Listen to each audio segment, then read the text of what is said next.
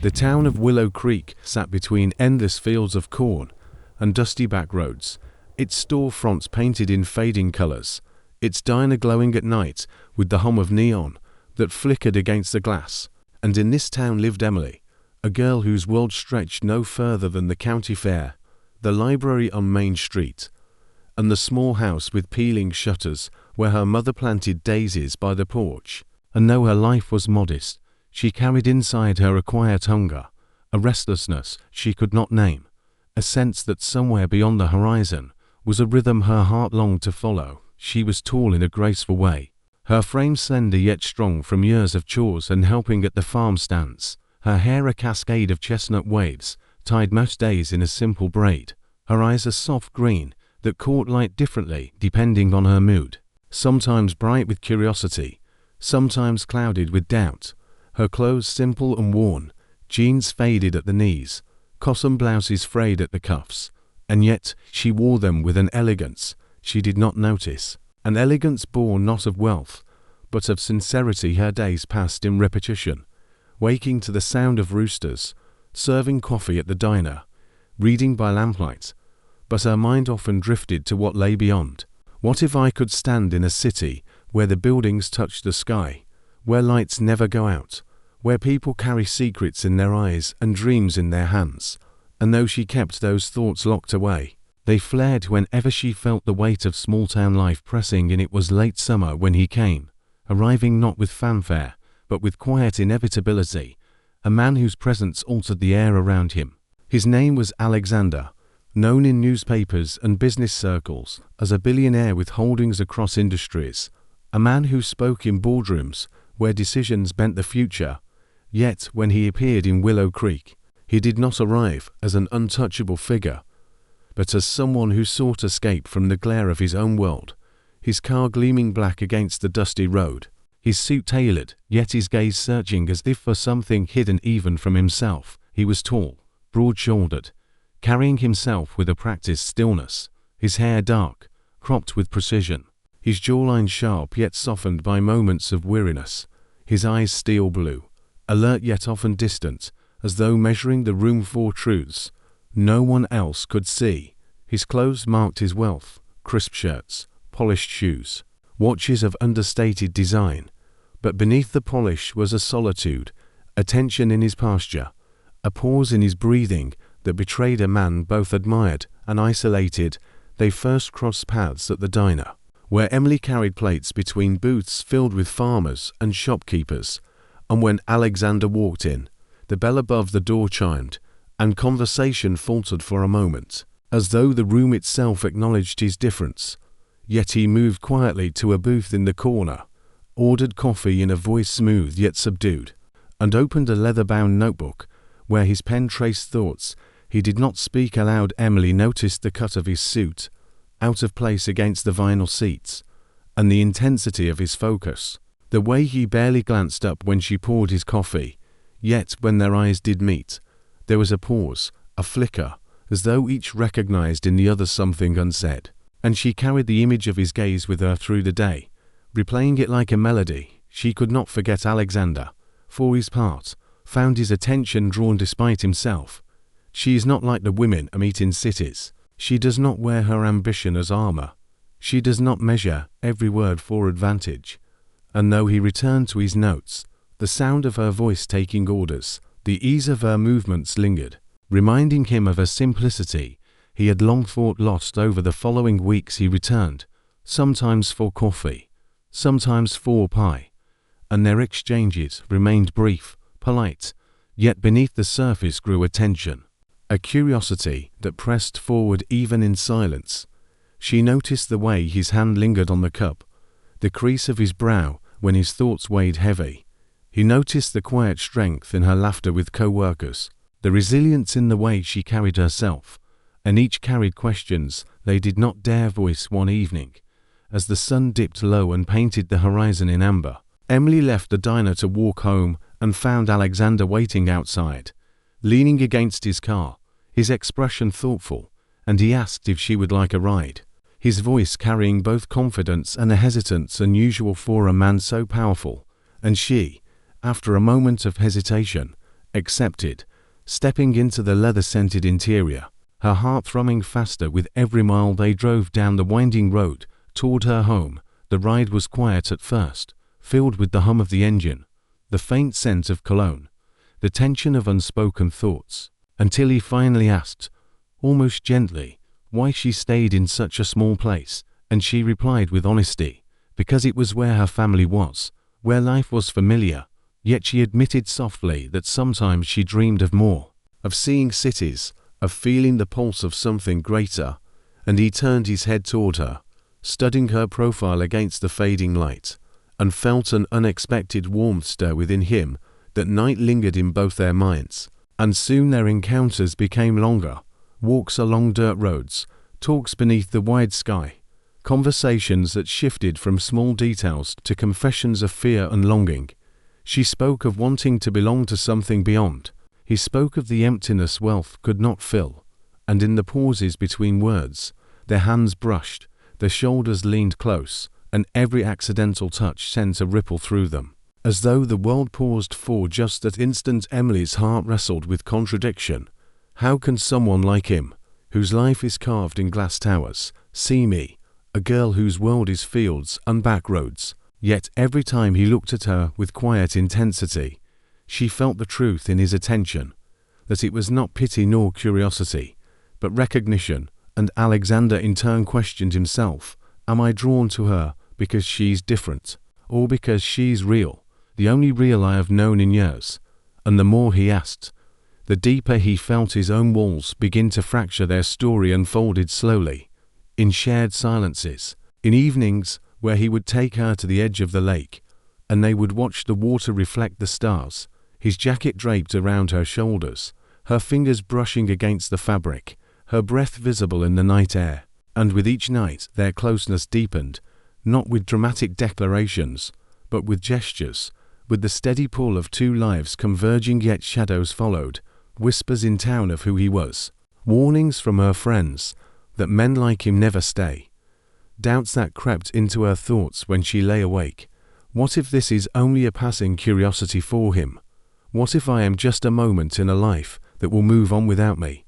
And Alexander too carried fears, his advisors calling him back to cities, his schedule demanding attention, and in quiet moments he wondered, can I hold on to her without losing the world I have built? And do I want that world if it means losing her? The turning point came on an autumn night, when the leaves rustled like secrets, and the air was cool with change. He invited her to the city, to see his world. And though she hesitated, fearing the gulf between them would become too clear, she agreed, and soon found herself stepping into spaces of glass and marble, rooms filled with voices polished and rehearsed, lights that dazzled yet left shadows behind, and she felt both awed and out of place. Yet by his side, she carried herself with grace in that world. She saw not just his wealth, but his weariness, the way people spoke to him with deference yet never with sincerity, the way his eyes sought her in the crowd, as though anchoring himself to something true. And she realized then that she was not an outsider, but a reminder of what he longed for, what he had perhaps always longed for without admitting it. Their love was not without trials, moments of distance, of doubt, of conflict between the demands of his empire and the simplicity of her roots. Yet through it all they returned to each other, to the certainty of their hands finding one another in the dark, to the comfort of their voices breaking the silence, to the knowledge that though their worlds were different, their hearts spoke the same language. And so the story of Emily and Alexander became one of a provincial girl and a billionaire, but of two souls who found in each other what they had always been searching for. She became the compass that guided him away from emptiness. He became the bridge that carried her beyond limits. And together they discovered that love was not about the world one left behind nor the world one entered, but about the world they created together, a world where simplicity and grandeur, longing and fulfillment met and intertwined. The seasons turned, the town remained, the city pulsed on, and their journey continued, not as a fairy tale, but as a lived truth, fragile, resilient, imperfect, beautiful, a love written not in headlines or fortune, but in every glance, every silence, every step taken side by side under the vast American sky. The town of Willow Creek is changed much from year to year. Its rhythm steady and familiar, the kind of place where people mark time by county fairs and Friday night football games rather than by headlines or grand events. And Emily had grown used to that constancy, though deep inside her lived a spark that longed for something beyond the borders of the fields and quiet roads, a spark she both cherished and feared, because it made her feel restless, and when she tried to be content her work at the diner kept her moving, kept her surrounded by voices and faces, though none of them pierced her in a way that felt lasting. The clink of plates and hum of conversation filling her days, but never touching the part of her that wanted more. She would wipe counters, while her mind drifted elsewhere, to skylines she had only seen in pictures, to lives she imagined belonged to others, never daring to believe she could reach them herself. And yet she carried those dreams like a folded letter in her pocket, close but unspoken. Then came Alexander, whose arrival at first seemed almost accidental, a man so clearly out of place in Willow Creek that even the air around him seemed to shift, his car sleek against the backdrop of rusted trucks, his tailored suit cutting a line through the diner's simple booths, and when he spoke his voice carried a smoothness that silenced the room for a heartbeat, though he himself seemed unaware. As if used to his presence altering the spaces he entered to Emily, he was both intimidating and intriguing, a living reminder of the world beyond. And yet, when she brought him coffee, when his eyes finally lifted to meet hers, she saw something unexpected, not arrogance nor distance, but a tiredness, a searching, as though he too longed for something unspoken, and that recognition struck her with a force she did not expect. He began to return, each visit folding into the routine of her days, until the sight of him in the corner booth became almost natural. And yet every time she approached, her heart quickened, her hand steadied the pot of coffee, as though it carried more than liquid, and sometimes their eyes would meet longer than courtesy required, lingering with questions neither dared to voice, and those glances became a quiet thread weaving them together. When he offered her a ride that evening, the sun fading behind barns and fields, she hesitated, the weight of small-town judgment pressing against the flutter in her chest, but the warmth in his voice nudged her forward, and soon she sat beside him, the hum of the engine blending with the rush of her heartbeat, the leather cool beneath her hands, the air filled with his cologne that spoke of another life entirely. And yet she felt no fear, only a trembling sense of stepping onto a road she had long imagined, but never believed she would walk. Their conversations grew from polite exchanges to confessions. She admitted her longing to see more, to feel more, while he revealed his disillusionment with the world of wealth and power, where faces smiled, but hearts rarely did, and in those talks they found a mirror, each reflecting what the other lacked. She brought him authenticity, he brought her possibility, and together they began to create a space where both could breathe freely. Emily's friends whispered, warning her that men like him never stayed, that she was risking heartbreak, and though their words echoed in her mind late at night, she could not shake the truth of his eyes when he looked at her, steady, deliberate, as though she was not a passing moment, but an anchor. And Alexander too wrestled with voices, advisors pulling him back to cities, obligations pressing, yet the thought of leaving her felt heavier than any empire he might run. When he brought her to the city, she braced herself for the chasm between their worlds, and indeed she felt it in the marble lobbies, the glass towers, the way people's eyes lingered on her clothes that spoke of simplicity rather than couture. But what struck her more was the way Alexander sought her gaze in every crowd, the way he seemed to breathe easier when she was near, and she realized then that her presence mattered, that she was not out of place because she belonged with him, wherever he was still. The road was not smooth, distance and doubt weaving themselves into their days. There were times when he returned to business, and she returned to Willow Creek, the miles between them filling her with uncertainty. She would trace his letters with her fingers, reread his words until they blurred, wondering if promises made could survive the strain of two worlds pulling apart. And he too would stand at high windows overlooking cities, his reflection fractured in glass, whispering her name into the silence as though it tethered him. They always found their way back, drawn together by something stronger than fear. And when they stood at the lake's edge, stars scattered across the water, his hand warm around hers, her head resting against his shoulder, they knew that whatever storms came, they had found a truth neither could deny, a truth that pulsed in every heartbeat they shared.